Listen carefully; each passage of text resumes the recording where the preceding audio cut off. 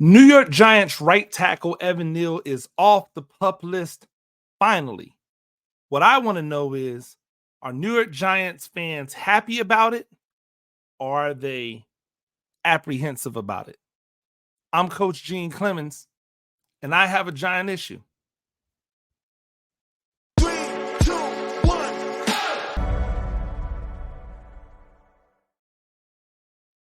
Ladies and gentlemen, welcome back to another edition of A Giant Issue. I am Coach Gene Clemons. Thank you for joining me. As always, New York Giants on SI. That is New York Giants on SI website. Make sure you go there to get all of your New York Giants information, all of the news, all of the updates. That's where I get all my stuff from, obviously, right? Make sure that you also go ahead and subscribe to the New York Giants on SI YouTube channel. Give us a follow there. We're trying to get to 2,000 subscribers before we hit game one. And if you're not too busy, going over to at Coach Gene Clemons on YouTube and subscribe to the Coach Gene Clemons YouTube channel. I'd appreciate that as well. Here's the issue, ladies and gentlemen. Evan Neal is back. He's off the PUP list.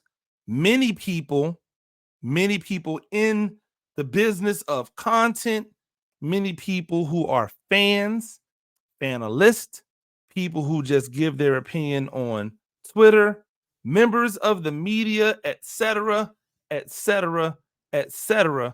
all said, oh, well, I don't know if Evan Neal's even going to be ready for the season. Well, ladies and gentlemen, you're wrong. He's back off the PUP list. He has essentially 3 weeks and some change to get ready for the first game of the season. So there's really no reason why he would not be ready for the season. But the question is, the thing that I want you guys to answer, the thing that I think that is the most interesting is, do you want him healthy? Do you want him back?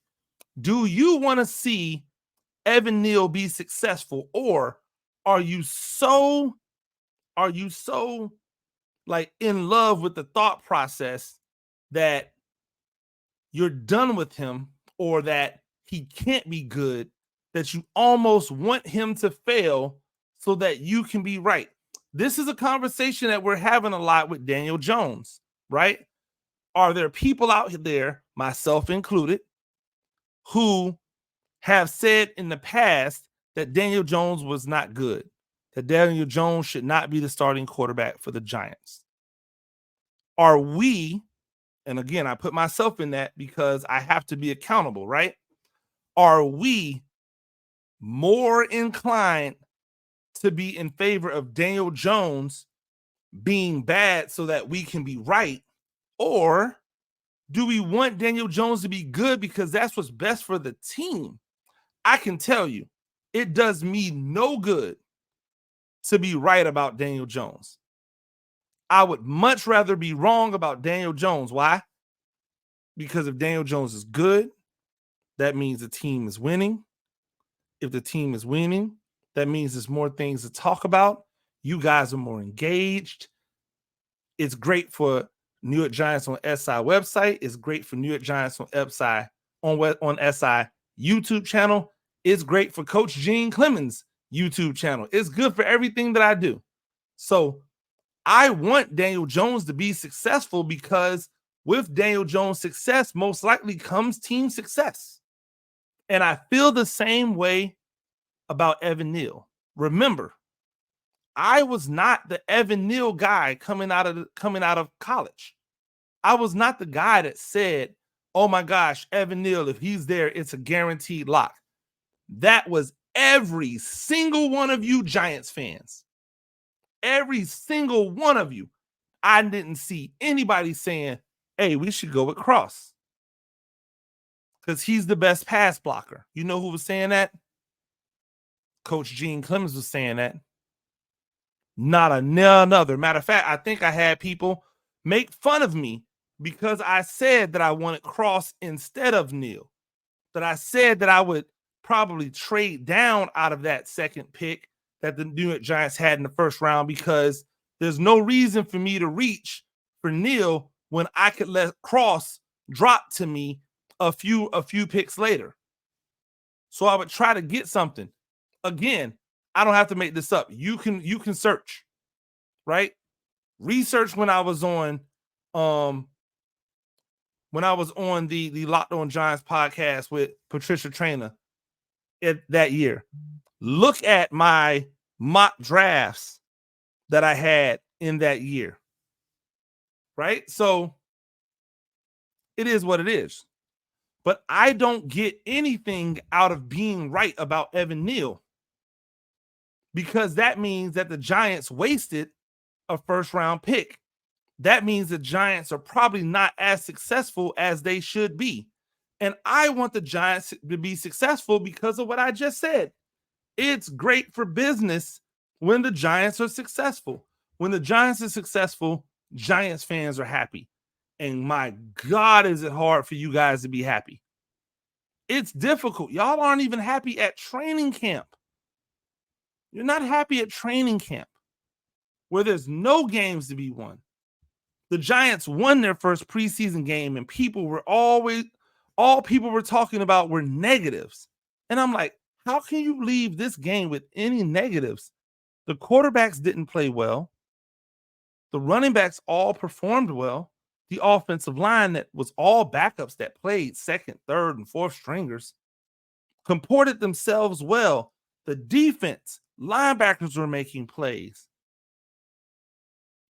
Defensive linemen were making plays, and yet no happiness, questions, and people doubting, right? People doubting. So it's not easy to make Giants fans happy, but you know what would make Giants fans happy? Wins. I'm all for wins. I'm all for wins. So I want Evan Neal to be successful, because if he's successful, then that means the Giants don't have to use another high draft pick on an offensive lineman. And I don't care how much you people are in love with Jermaine Illuminor. If he is your starting right tackle, you need to draft someone to replace him. Period. End. If he's your starting right tackle, you need to be trying to get someone better than him. Because at this point, what are you wasting your draft picks on? Only thing else that you should really be like egging for on the offensive side of the ball is a quarterback. And if you're going after a quarterback, we know you're taking that dude with the first round pick. So if there's a second round pick or a third round pick eligible where you can find a tackle that might be somebody that's worth building on, you got to take them, because you have to try to get someone better than Jermaine Illuminor. I again will say it, and this is not a diss to Illuminor, but there is a reason why he was available in free agency. There's a reason why the Oakland Raiders, with a new staff, did not want to pay him the small amount of money that the Giants gave him. That's not elite money for a tackle. That's money for a guy that's going to play guard, and you think he could be easily replaced. Just if we're being honest about the money, right? Now, do I want Jermaine Illuminor to be successful if he's the right tackle? Abso-freaking-lutely. See the statement on the front end. But now here comes the fun part. Evan Neal is back. Is this an open competition or not? I know that my guy Ray Harris wants to see, and shout out to Ray Harris, on X. If you don't follow him, you should follow. But Ray Harris wants there to be an open competition. He doesn't just want to see Neal move to guard. He wants to see an open competition between Neal and Illuminor. That's great. That's fantastic. And I'm not even saying that he's wrong in wanting to see an open competition. I'm just going to tell you at this point what I don't want to see: an open competition. Because an open competition means that you have to give each guy equal amounts of reps with the first team in order for the competition to be equal, right? And I don't want to see that. I want to see them getting ready for week number 1. So either you give Evan Neal his job back, right? Because supposedly in the NFL, it has always been that you don't lose your job due to injury, but also the best ability is availability, and Illuminor is available. But if you guys are telling me that the best offensive line the Giants can put together is Illuminor at tackle, Van Roten at right guard, JMS at center, Runyon at left guard, and Andrew Thomas at left tackle, I'm going the second best run blocker of all of those guys is Evan Neal. The second best run blocker of all of those guys. And in my opinion, just my opinion, it's not even close, is Evan Neal. So if he's not your tackle, why is he not your guard? And that's why I don't think there should be a competition.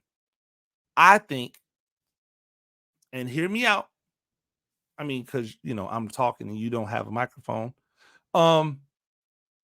It's not a situation where I want to see Evan Neal fighting it out to be the right tackle.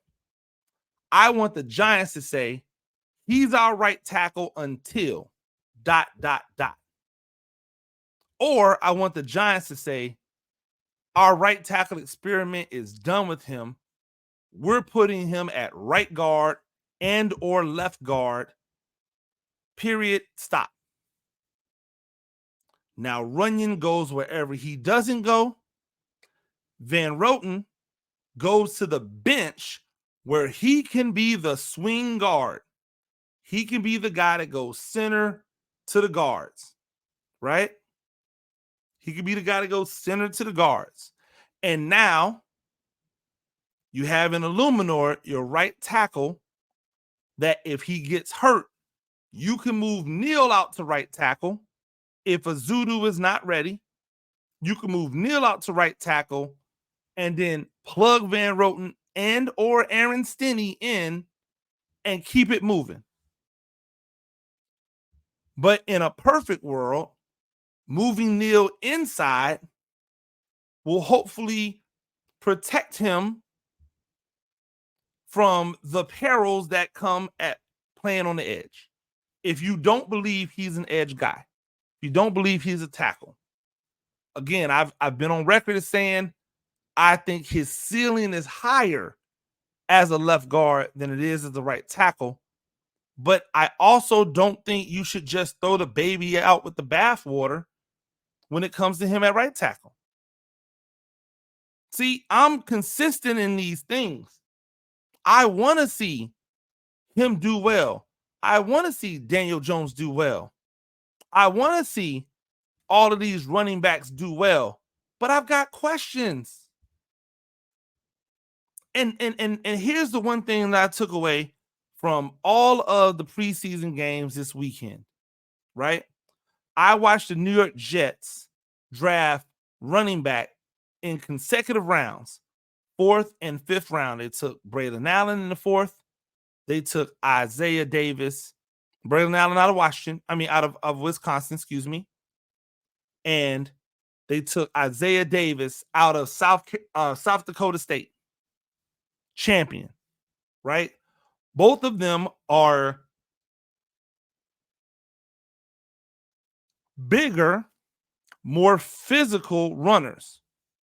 And I watched both of them look big and strong and physical and have quick feet and have instincts, but still be able to plow people over at the end of the round. And I went, my God, who's that guy for the Giants? Hey, if y'all don't know, even when I thought that the Giants should 100% keep Saquon Barkley, I thought they needed to add a change of pace back that wasn't just another clone of Barkley or another kind of, you know, um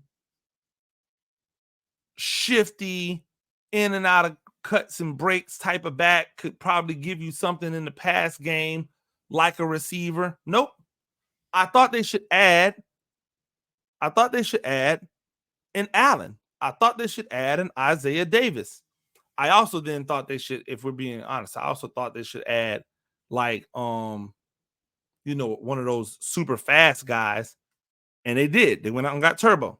Wasn't the guy I was looking for. I was looking for Shryden from Monmouth. I thought he would have been a great pickup, but they didn't. They went and got another guy. Cool. So now look at the running back position for the Giants. They have Tyrone Tracy Jr. They have Eric Gray, right? They have Tracy Jr. They have Eric Gray. They've got Turbo Miller. And then they have as the one Devin Singletary. What's the difference between all these backs? They're all kind of the same type of back. Not too big, not too small. Vision, one cut runners, right? Got some smoothness to them. Those other dudes, outside of Turbo, maybe better in the pass game. Turbo and Singletary, I don't know how great they are in the pass game. The other two guys definitely bring a plus in the pass game, but they're all the same type of backs. So when one goes out, you just put in a clone of the other. What happens when things are going great? Shouldn't you have a change of pace? What happens when things are not going great? Shouldn't you have a change of pace? Nope. Let's have all of them be exactly the same. By the way, that's what I'm seeing in the defensive backfield. All of the DBs look the same. I believe it was Emory Hunt that talked about it either a year ago or 2 years ago at training camp, how they seem to have a type at defensive back, especially at cornerback, and everybody fits that type now. Everybody fits it. It's the same as the running backs. Like what are these running backs supposed to be? If they're all just carbon copies of each other or facsimiles of others, then if the dynamic isn't working with one, how does the dynamic work with any of them? All of the running backs played really well in the first preseason game. Why? They all did kind of the exact same thing. Pressed the hole fast, made one cut, and took off. They all kind of did the same thing, and so they all had success. That seems to be pretty obvious. If everybody is the same, what happens when it's not working? If everybody is the same, right? If everybody is the same, what happens to the others?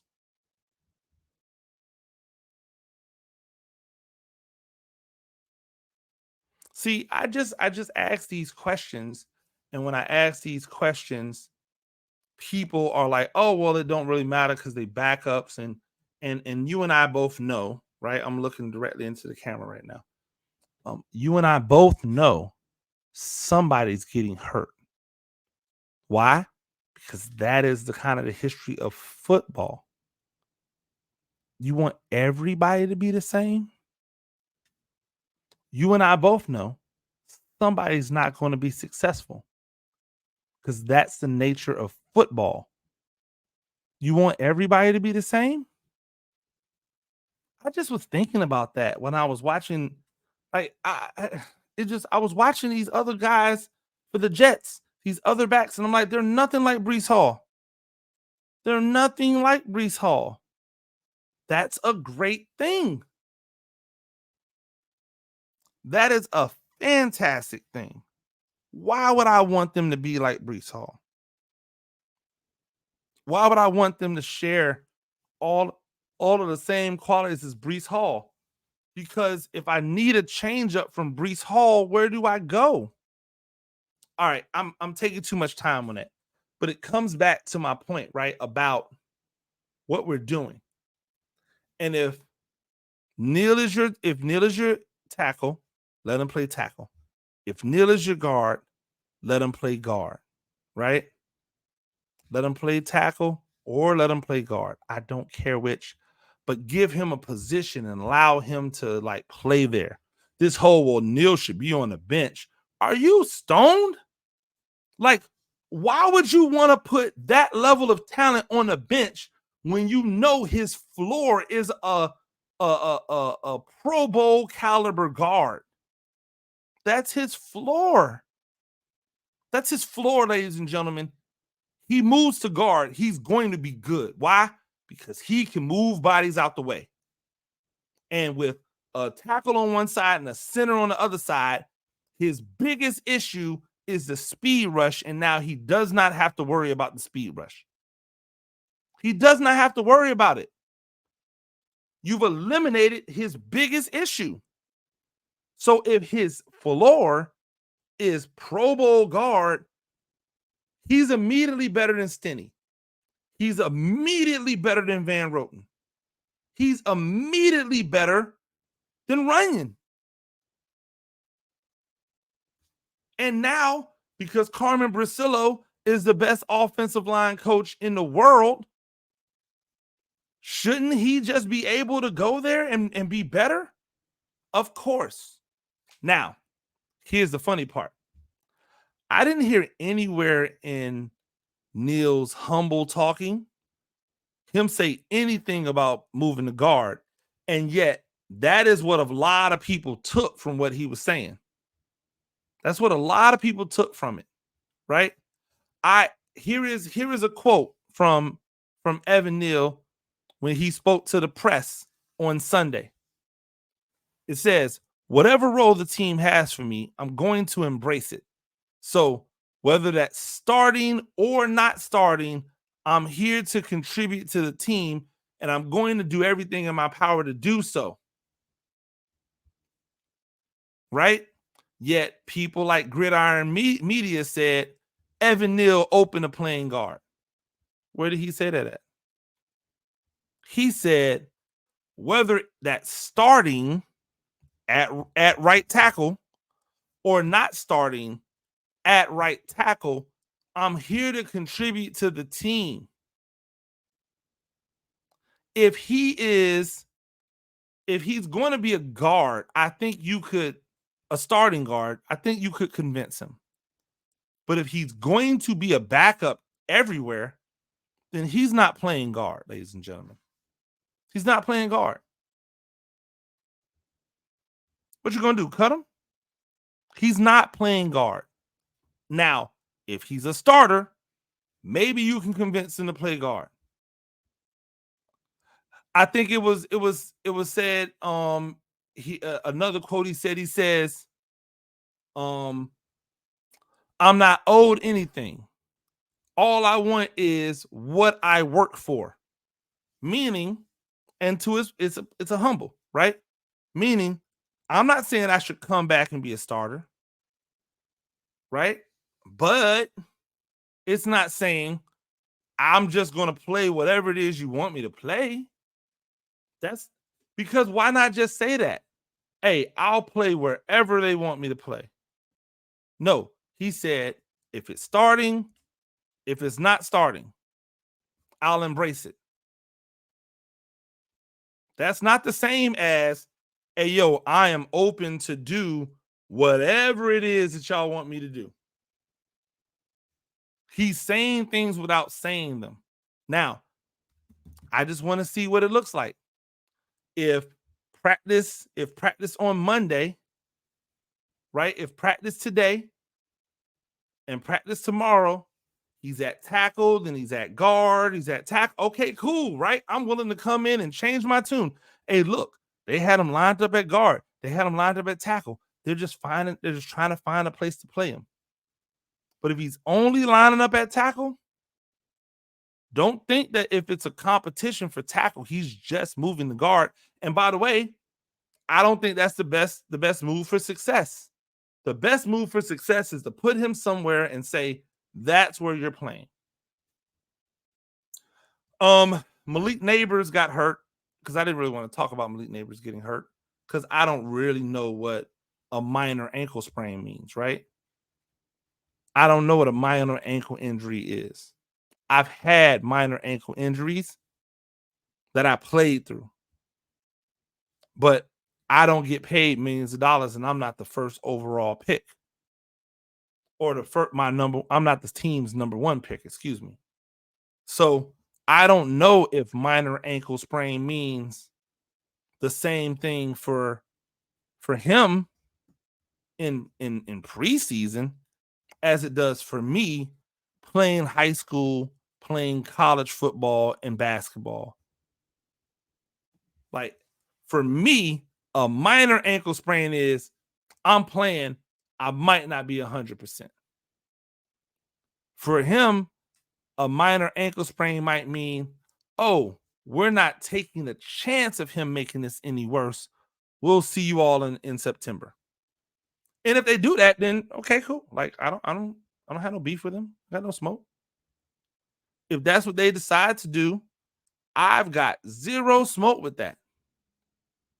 But don't be out here expecting him to hit the ground running on day one and be super good because he has not played. Right? He has not played.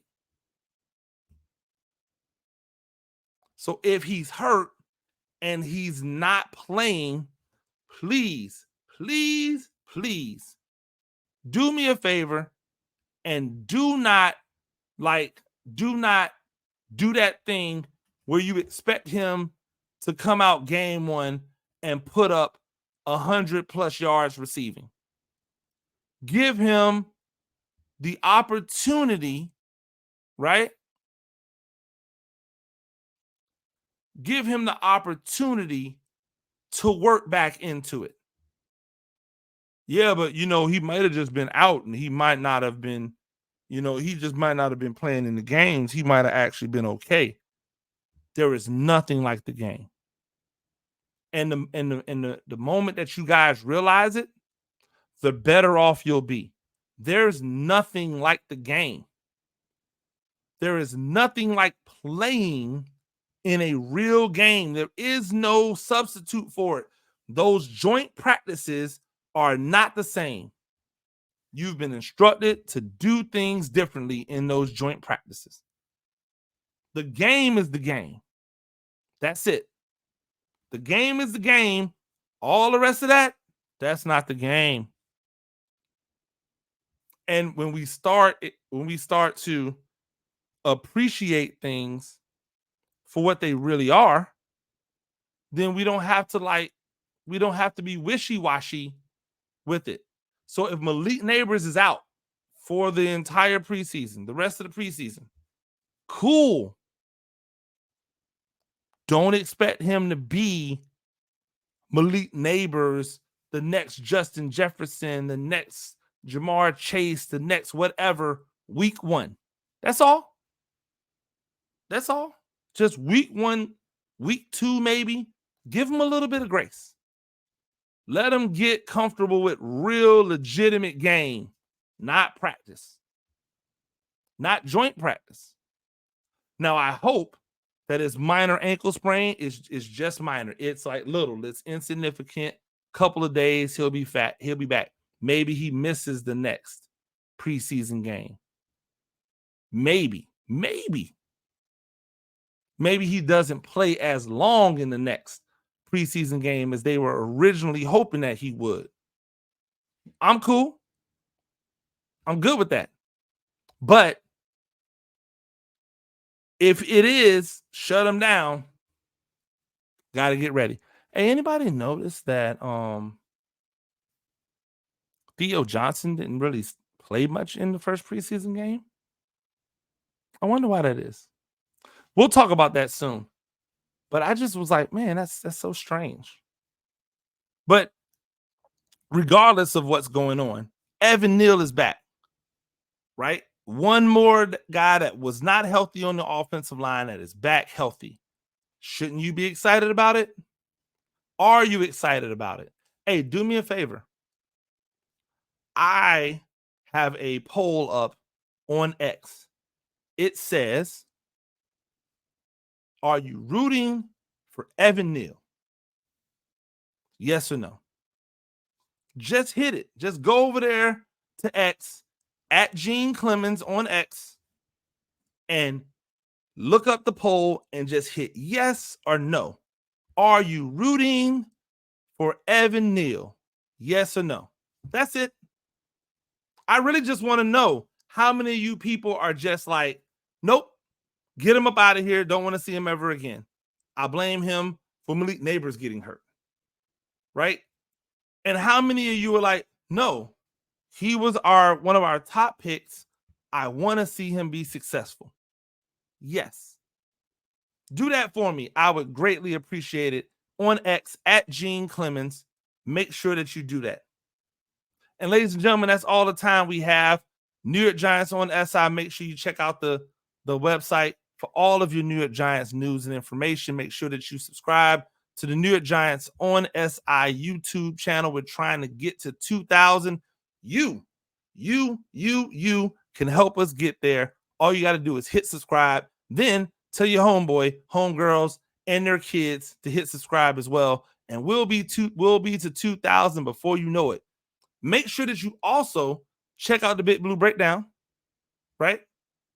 Make sure you check out all of the information, all of the videos that we have right here on New York Giants on SI. And if you are listening, right, if you're listening on any of your podcast platforms, Apple Music, Spotify, we appreciate you. Until next time, I'm Coach Gene Clemons, and I've got a giant issue.